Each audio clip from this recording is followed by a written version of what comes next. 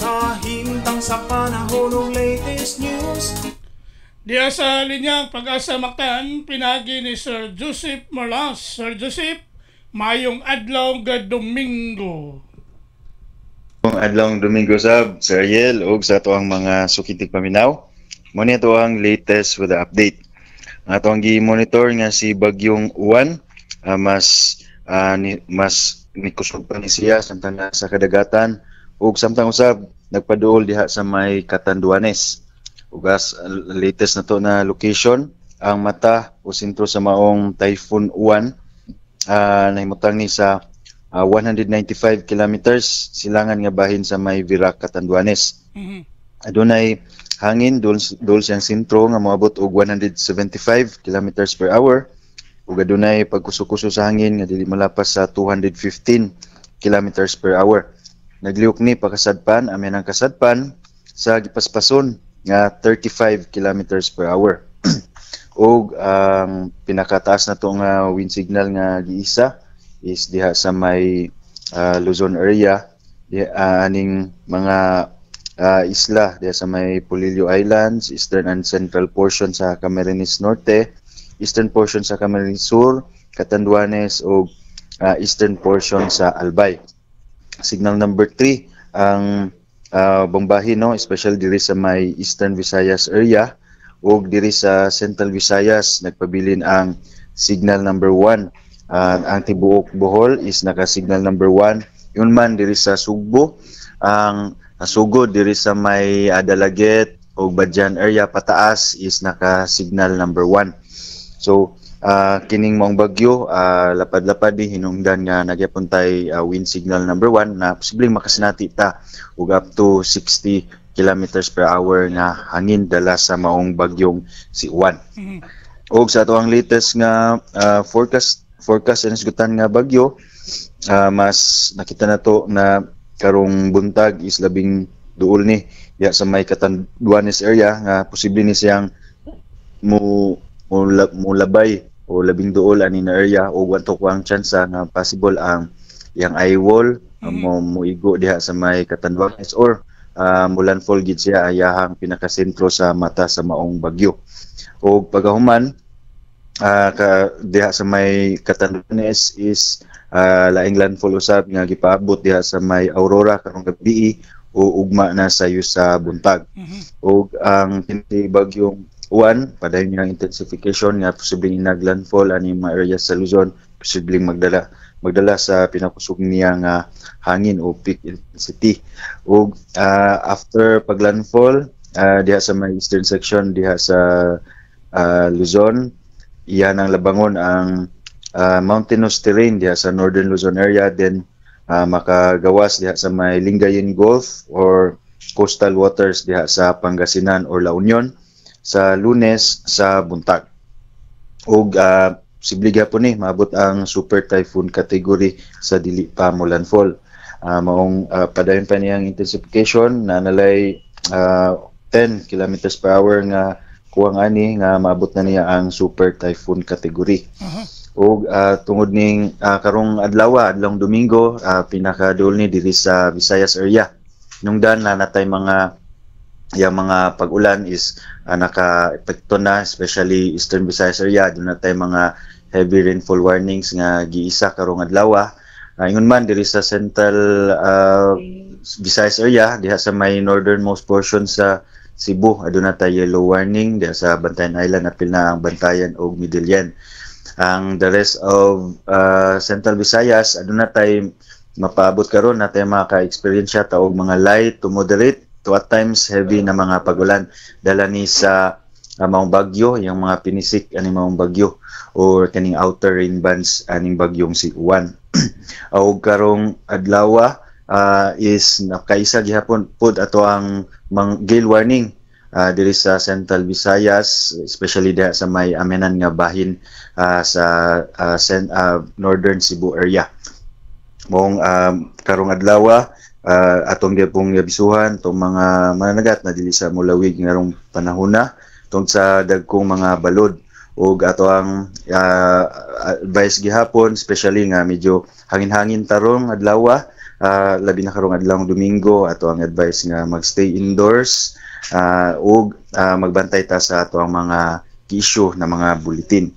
Ug mga adlaw mas samtang magkalayo na ni, expected na medyo mulayo na ni sa Visayas area.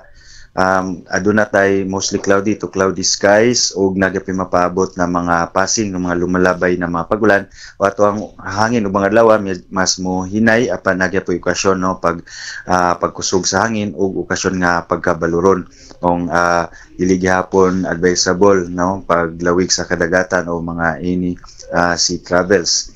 Mas mo improve na gyud ato ang weather condition sa adlawng Martes. Expected ta dili na makaabot o makapekto ning maong bagyo directly diri sa Kabisayaan, especially diri sa Central Visayas area. Ug ato ang temperatura nga mapaabot karon tungod ani pa nga pagpanag-um sa maong bagyong uwan, ubos o baba nga temperatura kung masinati, mas bugnaw nga tempo sa panahon, around 26 up to 30 degrees Celsius. Ug ato ang pagtaob ug paghunas karong adlaw diri sa Sugbo, na ay paghunas sa alas 7:50 sa buntag nga gimabon nga 0.3 meters ug motaob sa alas 2:19 sa hapon nga nagilawmon nga 0.6 meters. Ug atong dako na taob unya aning alas 12:42 sa tungang gabi nga nagilawmon nga 1.9 meters, almost 2 meters ang gitason. Og atong sunod nga bulletin issue sa alas 8 sa buntag. Ug matong latest yung diri sa buhatan sa Pag-asa Mactan, Visayas do Este, si Joseph Merlas. Maayong buntag, happy weekend. Sir Joseph. Yes sir. Kaganinang kadlawon sir, pila ang gitason sa tubig nato kay ang uban aning coastal areas gipabakwit ang atong mga kisunan kay nisaka na ang ilang tubig dagat. Yes, habog ato ang pagtaob ron no, Sir Ariel. So kaganina is 2.02 meters ang gitason sa alas 12 ni 12:05 midnight. So habog na ato ang kadagatan no, na whole Visayas area diri sa to, even diri sa may Eastern Visayas no, labi na kagabi or ganang kadlawon labing duol ni diri sa may Eastern Visayas area nungdan nga nasa mga coastal pagsaka sa level sa tubig especially sa mga coastal areas. Kay kagiri na si Barangay Kapitan John Casiao sa Barangay Panganan ni lapaw ng tubig ngadto sa ilang barangay hall. Yes sir.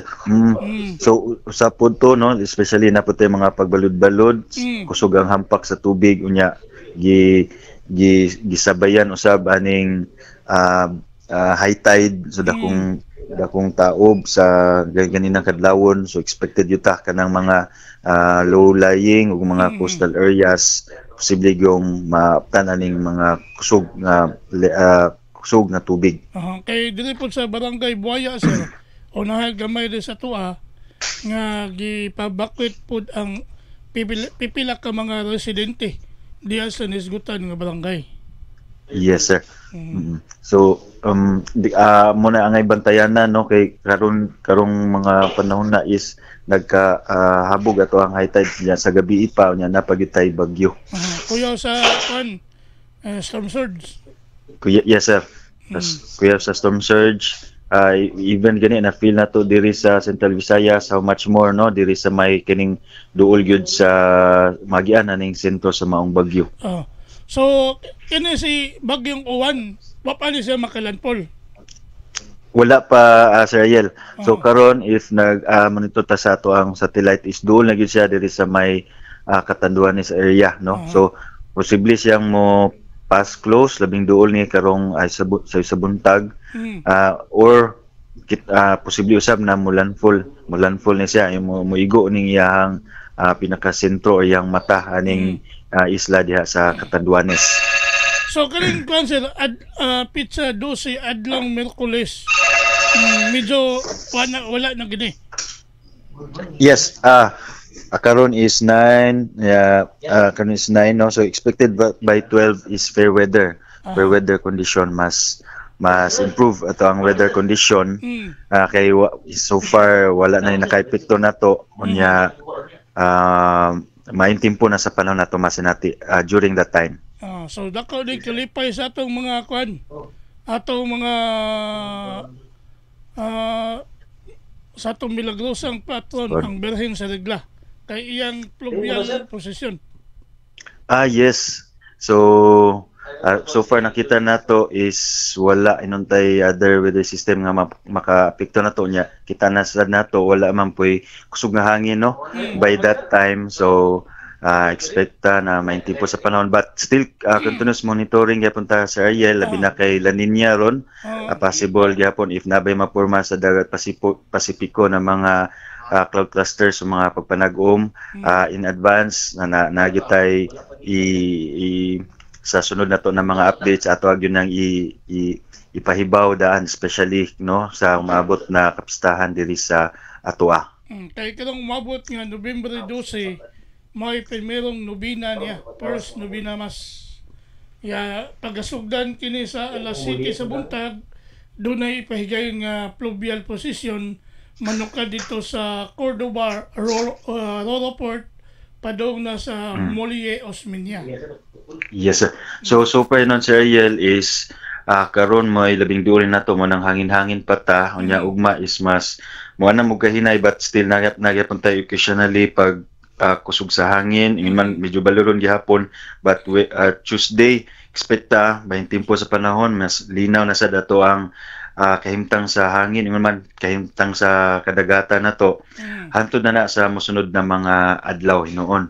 So at least from starting sa Martes nya sa mosunod na mga adlaw mayong timpo sa panahon tumasinati fully no include na sa mosunod na semana magpadayon na but sa atong higon na padayong mag-monitor no magmuhatag usad tag update sa atong kimtang sa panahon sa mosunod na mga adlaw sa mosunod na mga semana. Sige sir. Salamat nimo dia Sir Joseph may buntag sa Pag-asa Mactan ug happy Sunday kanatong tanan. Why sa pensab, happy Sunday sir. Okay, good morning.